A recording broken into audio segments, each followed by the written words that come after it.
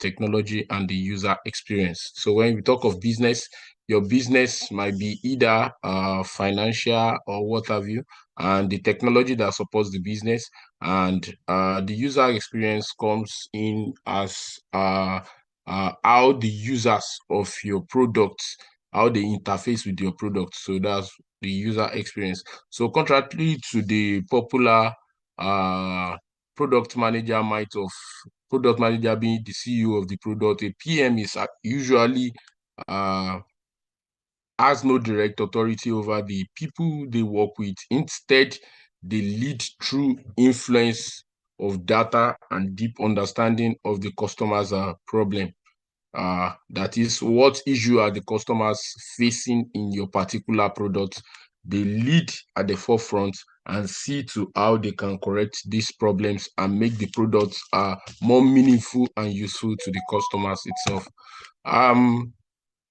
Talking about the difference, sorry, I'm coming. Talking about the difference itself. Oh, sorry, I think I have, okay. Talking about the difference itself, product manager versus project manager, there are sometimes people do confuse it for each other, but most times it is not. Looking at the feature, the focus of a product manager is what and why. That is, what is the product and why the product. Why manager, a project manager is often concerned with the how and when, how the project will be carried out, and when is the project supposed to be carried out. So these are two different things. And talking about the goal, the product manager is concerned about achieving a business outcome, e.g., growth. That is, when you launch a product, what exactly is the goal of the product? What exactly are you to achieve? These are what the product manager is concerned in a goal, in a product itself. But a project manager, his achievement is specifically when is the product going to launch and what date, and when is it going to go live. That is the problem of the project manager. But the product manager is not concerned about that. What they are concerned about is what is it actually going to achieve in the long run. So I'm talking about timeline. A product manager does not really concern itself with timeline because it's a running cycle. It runs throughout the life cycle of the product. It runs throughout until the product itself stop running. The product manager will continue to be in existence. But in a project management, they are simply temporary.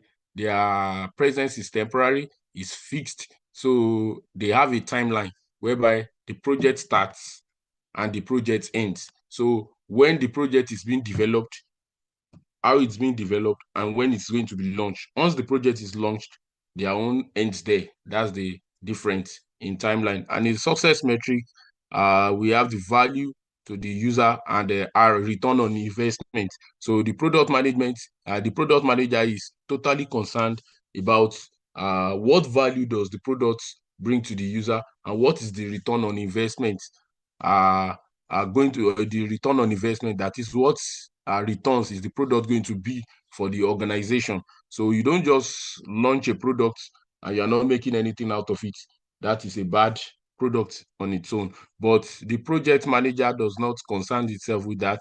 Their own is budget, how to manage the budget, how to manage their schedule, and the scope of the project itself. And once the project is launched, it ends there. So that's just the difference between the product manager and a project manager.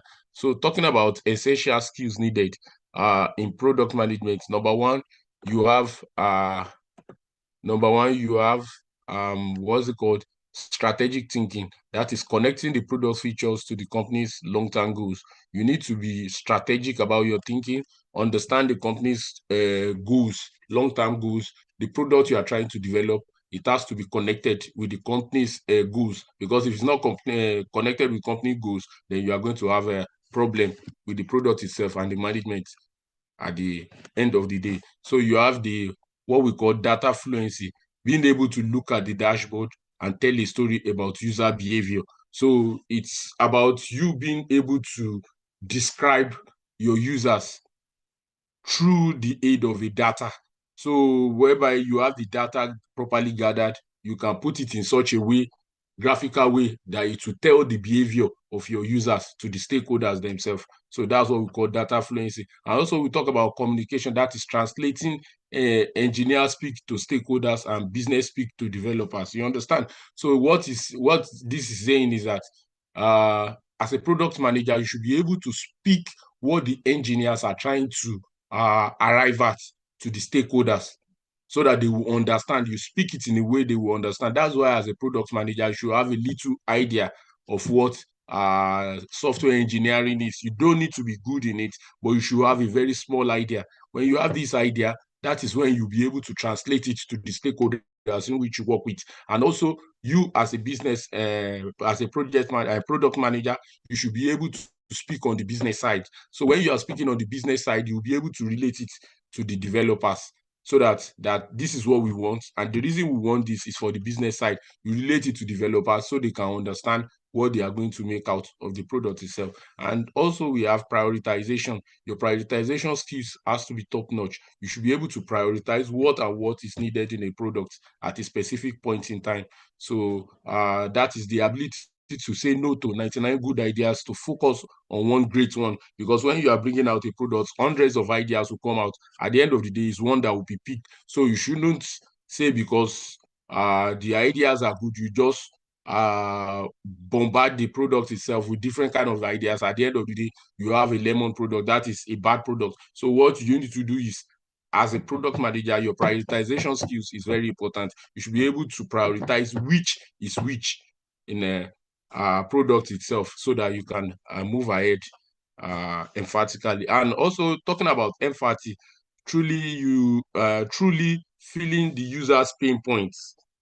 That is, you should understand what the users need, where they are encountering problems. So that is where you are going to base your product development on. You should be able to understand their needs, understand what the issues are, and try to correct it in your next update of your product or in the product you are trying to introduce. If there is a kind of product like that in the society, you should understand their pain points, what they are experiencing in other products, and you develop on that and improve. So that is what I mean by empathy. And sorry, let me see how I can minimize this.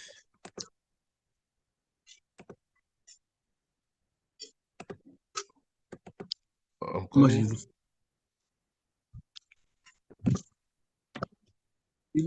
Mark, that's so talking about product. That's more time. Give me two. Sorry. Please, if you are not presenting, kindly mute your mic so we can hear the presenter. Christian, please mute your mic. So, sorry, I was trying to hide the panel, but I couldn't get that. But let me continue. Talking about product development life cycle, we have definition, that is definition of requirements and the success metrics. You should be able to define your product development, define what it is and how it's going to come about. Also, you have the designing, prototyping, and testing of the user interface. So after the design, you will definitely have a prototype, and that prototype you are going to do what you are going to test, and you are going to test it and understand the user interface and experience. That is how the user interface is going to be and how the user experience is going to be. So as a product manager, you should be able to carry out that. Then you have the development, which are the engineers building the actual code at the back end. And also you have the launch, that is bringing the product to the market, bringing the product to life so that the users can be able to use it. So that's what we call the go-to-market. And you have the iteration, that is using data to improve the product. After you have launched the product, you should be able to iterate on it, try to understand the market itself, try to understand how the product is doing in the market. It is through that data that you'll be able to use to improve on the product. And these iterations can be done through receiving user feedbacks. When you get those feedbacks, you iterate on them and you use it to improve the product as time goes on. And you have the PM rules. Okay, you have the PM rules and the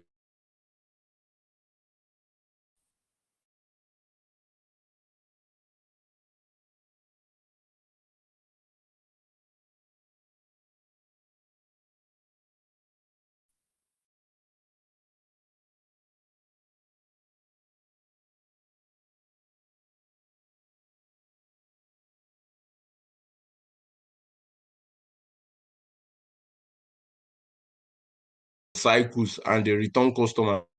So that is for the B2B. And when you talk about the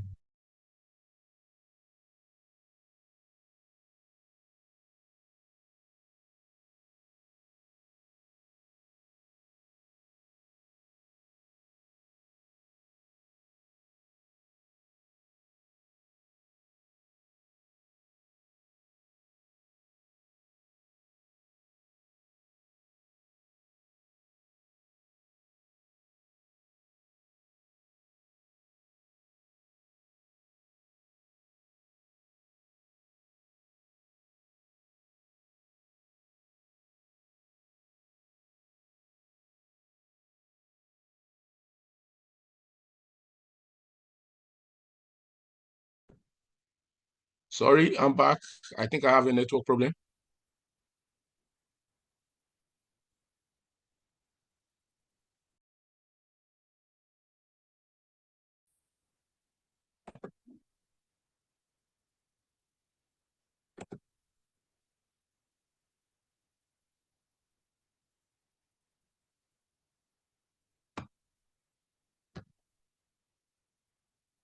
Can anyone hear me? Yes, please go ahead. Sorry, I had a network problem, so I was thrown out. I'm back now. So talking about the business to consumer, it focuses on emotion. That is how passionate the customers are with the product. It focuses on virality. That is how popular the product is. And high volume of data. That is the total number of usage and how frequently used the product is. So example of these are applications like Instagram. This is a business to consumer. So it focuses majorly on emotion, virality, high volume, and data. And talking about internal PM, product management, that is build tools build tools for their own companies employees. The internal PM, they build tools for their own customer employees, such as HR softwares and the likes, customer management softwares and the likes. So those are the internal PM. They're talking about the technical PM. These are deeply involved in APIs, infrastructure, and backend logics. So they are concerned about working using the APIs, that is connecting the product APIs with other businesses, such as let's say like products like Money Points now that interface with other business online. Maybe like Conga now, they want to use Money Points payment apps. So the technical product manager is the one that will interface with people like Money Points to integrate their API into the businesses like that. So they are mainly concerned about infrastructure and the backend logic. So those are the kind of product manager we have. So also we have why build a portfolio? As a product manager, you need to build your portfolio. In a world of experienced candidates, a portfolio is your proof of thinking. That is your proof of concept or proof of your idea. That is, you are good in this lane. So it is what is going to give you a kind of identity in the world of product management, that yes, you actually know what you are doing. So it involves identifying a real problem, navigate trade-off, use data to make decisions, and validate your assumptions. And also using AI for product research and feature prioritization. AI-driven product research, traditionally, research takes weeks, but using AI nowadays, you can do it in a matter of minutes. So there are so many apps that you can use to do the research and research on maybe your competitors, the market itself, the product you are trying to make, how is it going to do in the market. There are so many apps to do that, and AI will help you out. Instead of taking weeks or months, you can use AI to achieve that. So synthetic users and personal simulation. Instead of waiting to recruit 10 real users for a prototype test, PM use synthetic users. These synthetic users are majorly AI. So it's just like kind of simulating how people will react for their user personas. Maybe when you talk about user personas, these are, I want to do this, I want it to go this way. So the AI is going to simulate it and make your job easier. So what is expected from people, the AI will bring it out for you. So you use it in developing your product. So I'm talking about continuous feedback clustering. You see, when you have a continuous feedback, at times in your product, let's say in the Google Play Store, you might have thousands of feedbacks. And for you to be able to get through all of them is going to be a very big deal. So you can use AI to populate important ones. So when you use AI to populate it, check it through and see and review everything and bring out the important ones for you. So it will just separate it and it will make it look cumbersome to you and bring out the important feedbacks, which it's which the AI feels your product needs at the moment. It brings it out for you, and once it brings it out, you look in through them and use it to develop and improve your product. And you have the automated competitive intelligence. This AI agent acts as digital scouts, which constantly monitoring competitors, change logs, pricing updates, user sentiments, and rival products. Like I said before, you need to monitor your competitors. So you can use this AI to do that.